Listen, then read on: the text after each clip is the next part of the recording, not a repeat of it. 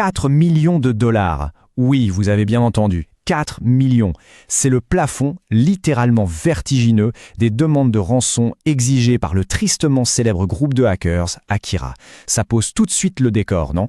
Bienvenue dans ce nouveau décryptage. Aujourd'hui, on embarque pour une plongée fascinante et un peu effrayante, il faut bien l'avouer, au cœur de l'évolution des cybermenaces. On va partir des immenses piratages d'infrastructures d'entreprise pour redescendre, étape par étape, jusqu'aux dangers numériques qui s'immiscent discrètement, tous les jours, directement dans nos propres salons.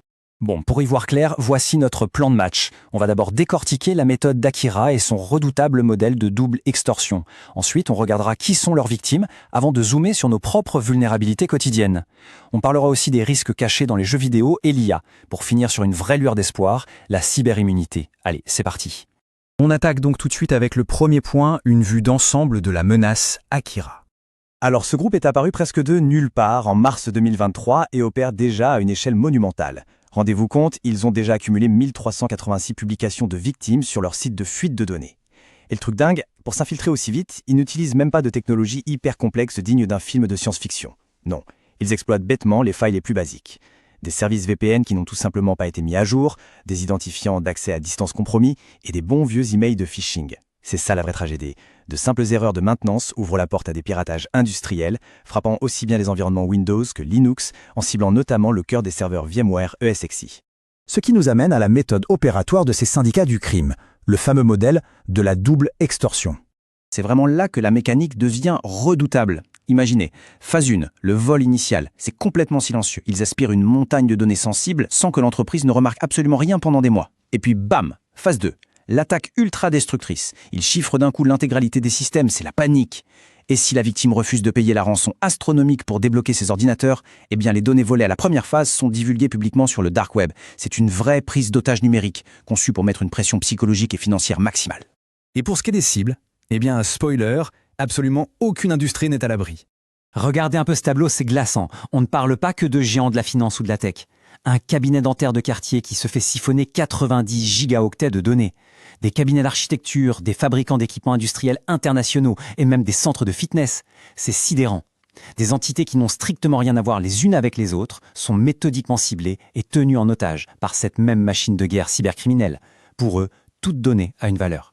Et le point crucial qu'il faut vraiment retenir, c'est l'impact humain derrière ces fuites. On ne parle pas juste de serveurs plantés, on parle de passeports, de numéros de sécurité sociale, de dossiers médicaux hyper intimes, de cartes de crédit, de contrats confidentiels, de dossiers judiciaires et parfois même d'actes de décès. C'est littéralement la vie privée et l'identité de millions de personnes qui sont compilées et monétisées au plus offrant. Et quand les défenses d'une entreprise cèdent complètement face à cette pression et que toutes ces bases de données sont chiffrées ou effacées, voilà ce qui reste à la fin. La fameuse erreur 404. La page n'existe plus. Un message clinique, ultra familier, mais qui cache en réalité un service vital rompu et des données irréparables évaporées dans la nature. Bon, on a vu l'échelle macro, maintenant quittons les serveurs des multinationales pour regarder de plus près nos propres écrans, avec les vulnérabilités du quotidien. Si on regarde les données récentes de Kaspersky sur les mots de passe, c'est franchement la douche froide. Vous vous rendez compte que près d'un mot de passe sur 2 est craqué en moins d'1 minute chrono, et en moins d'1 heure, ce sont 3 mots de passe sur 5 qui tombent. Autrement dit, notre ligne de défense principale, celle qu'on utilise tous les jours, est devenue une illusion totale. Elle s'effondre à une vitesse hallucinante face à la puissance des outils modernes.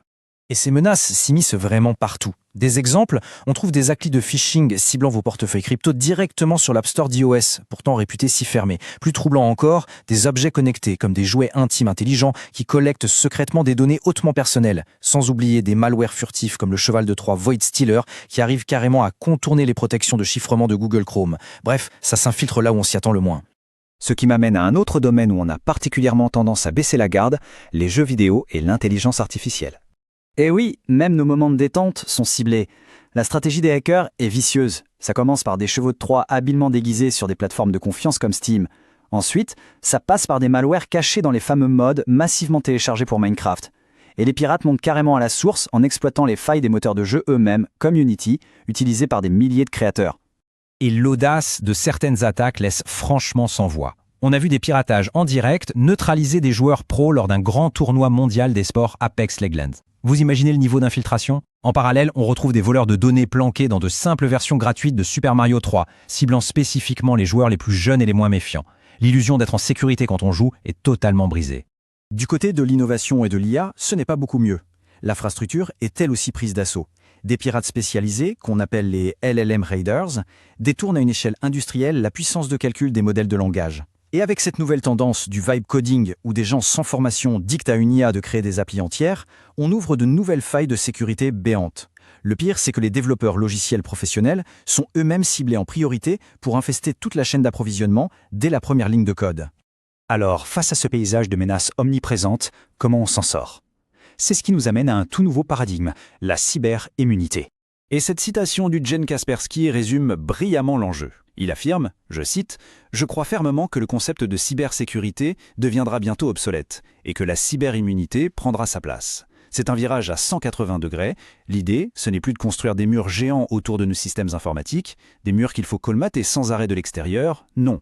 L'objectif est de concevoir des systèmes intrinsèquement immunisés de l'intérieur, rendant les piratages mathématiquement impossibles par conception. » Ce qui nous laisse avec une question cruciale pour conclure. Alors que la menace glisse des grands réseaux d'entreprises jusque dans l'intimité de nos salons, face à des groupes capables d'innover en permanence et de soutirer des millions de dollars, cette véritable cyberimmunité est-elle concrètement atteignable ou restera-t-elle une utopie? C'est le grand défi technologique de demain. Merci d'avoir suivi cette analyse et restez vigilants.